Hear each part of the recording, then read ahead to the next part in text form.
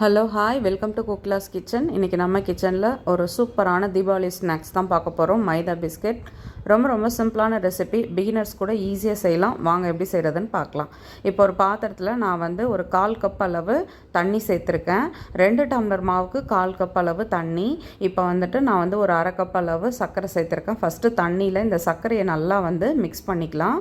அடுத்து அதே மாதிரி 1/4 கப் அளவு ரீஃபைண்ட் ஆயில் தான் நான் சேர்க்குறேன். இதில் நிறைய பேர் நெய் சேர்த்து தான் செய்வாங்க. நெய் எல்லாராலும் சேர்க்க முடியாது. சேர்க்க முடிகிறவங்க சேர்த்துக்கலாம், சேர்க்க முடியாதவங்க ஆயிலும் சேர்த்து செய்யலாம் அப்படின்றதுக்காக தான் நான் ரீஃபைண்ட் ஆயில் சேர்த்து செஞ்சுருக்கேன். இப்போ இது மூணுத்தையும் நல்லா கலந்து விட்டுட்டு இப்போ 1 கப் அளவு மைதா மாவு ஃபஸ்ட்டு சேர்த்துக்கிறேன்.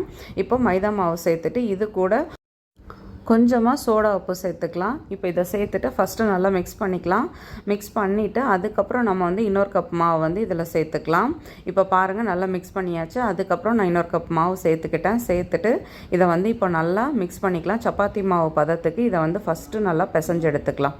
இப்போது மாவு நல்லா பிசைஞ்சாச்சு. ஒரு அரை மணி நேரம் இதை மூடி வச்சுட்டு அப்புறம் நம்ம அடுத்து என்ன செய்கிறதுன்றதை பார்க்கலாம்.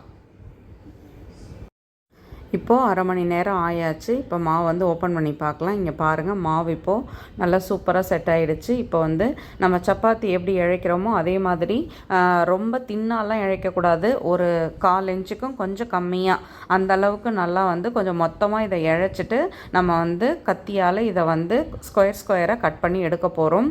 ரொம்ப போட்டு அழுத்திலாம் தைக்கக்கூடாது. ஜென்டிலாக அதை நம்ம இழைச்சிட்டு நம்ம கட் பண்ணிக்க வேண்டியதான். நமக்கு என்ன ஷேப்பில் வேணுமோ நம்ம எப்படி வேணாலும் கட் பண்ணிக்கலாம். ஜென்ரலாக இது குட்டி குட்டி பிஸ்கெட்டாக இது ஸ்கொயராக தான் கட் பண்ணுவாங்க. இப்போ நம்ம இதை கத்தியால் கட் பண்ணி எடுத்துக்கலாம். இந்த சைடில் இருக்கிற அந்த அன்ஷேப்பாக இருக்கிறதெல்லாம் நம்ம மாவை எடுத்துகிட்டு திருப்பி நம்ம மாவு பிசைஞ்சிட்டு இழைச்சிக்கலாம். இப்போ பாருங்கள், இது எல்லாத்தையுமே கட் பண்ணி ரெடி பண்ணியாச்சு. அடுப்பில் வானல் வச்சுட்டு எண்ணெயும் சூடு பண்ணியாச்சு. இதை சூடானதும் நம்ம பொறுமையாக கொஞ்சம் கொஞ்சமாக அதில் எடுத்து போடலாம். இப்போ ஃபஸ்ட்டு நான் கொஞ்சமாக போட்டு பார்த்தேன். எண்ணெய் காஞ்சிடுச்சு. ரொம்பவும் ஹை ஃப்ளேமில் வைக்கக்கூடாது. ஒரு மீடியமான தீயில் வச்சு இதை ரெடி பண்ணணும். ஏன்னா ஹையில் வச்சோம்னா மேலே மட்டும் வெந்துடும், உள்ளே வேகாது. அதனால் நம்ம ஃபஸ்ட்டு ஹையில் வச்சு இது எல்லாத்தையும் நல்லா போட்டுட்டு அதுக்கப்புறம் மீடியம் ஃப்ளேமில் வச்சு நல்லா அதை கிறிஸ்பாக ஆகிற வரைக்கும் நம்ம இதை நல்லா வேக வச்சு எடுக்கணும். இப்போ பாருங்கள், நான் எல்லாத்தையுமே கொஞ்சம் கொஞ்சமாக இந்த எண்ணெயில் சேர்த்தாச்சு. கொஞ்சம் பொறுமையாக இதை நம்ம பொரிச்சு எடுக்கணும். பிகினர்ஸ் யாருன்னா ட்ரை பண்ணுறீங்கன்னா நீங்கள் கண்டிப்பாக இதை ட்ரை பண்ணி பாருங்கள். ரொம்ப ஈஸியாக இருக்கும். அதே மாதிரி இது ஃபெயிலியருக்கு வாய்ப்பே கிடையாது. கொஞ்சம் கூட சொதப்பல் எங்கேயுமே வராது. நான் சொன்ன மாதிரியே செஞ்சிங்கன்னா இதில் எப்படி அழகாக வந்திருக்கோ அதே மாதிரி உங்களுக்கும் சூப்பராக இந்த ஸ்வீட் வரும். நான் ஸ்நாக்ஸ் செய்யணும்னு ஆசைப்படுவேன், ஆனால் எனக்கு செய்ய வராதுன்னு நினைக்கிறவங்களுக்கு இது ஒரு ரொம்ப சிம்பிளான ரெசிபி.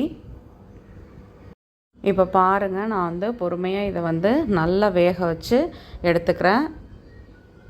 இது இப்போ சூப்பராக ரெடி ஆகிட்டுருக்குது. கொஞ்சமாக 2 கப் மாவு பிசைஞ்சாலே சூப்பராக நிறைய கிடைக்கும் இது. ஸோ குட்டீஸுங்களுக்கும் ஈவினிங்கில் கொடுக்குறதுக்கு இது நல்லா உங்களுக்கு ஈஸியாக செய்யக்கூடிய ரெசிபியாகவும் இருக்கும். இப்போ இது சத்தமெல்லாம் அடங்கிடுச்சு. நம்ம எண்ணெயெல்லாம் வடிகட்டி எடுத்துகிட்டு டிஷ்யூ பேப்பரில் போட்டு வச்சோம்னா துளி எண்ணெய் கூட இருக்காது.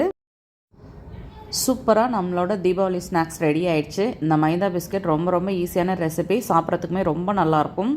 ட்ரை பண்ணிவிட்டு கட்டாயமாக சொல்லுங்கள். வீடியோ பிடிச்சா லைக் பண்ணுங்கள். என்னோடய வீடியோ உங்களுக்கு யூஸ்ஃபுல்லாக இருந்தால் சப்ஸ்கிரைப் பண்ணிக்கோங்க. மறக்காமல் செஞ்சு பார்த்துட்டு உங்கள் கமெண்ட் சொல்லுங்கள். பிகினர்ஸ் யாருனாலும் ஈஸியாக செய்யக்கூடியது, கண்டிப்பாக செஞ்சு பார்த்துட்டு சொல்லுங்கள். தேங்க்யூ.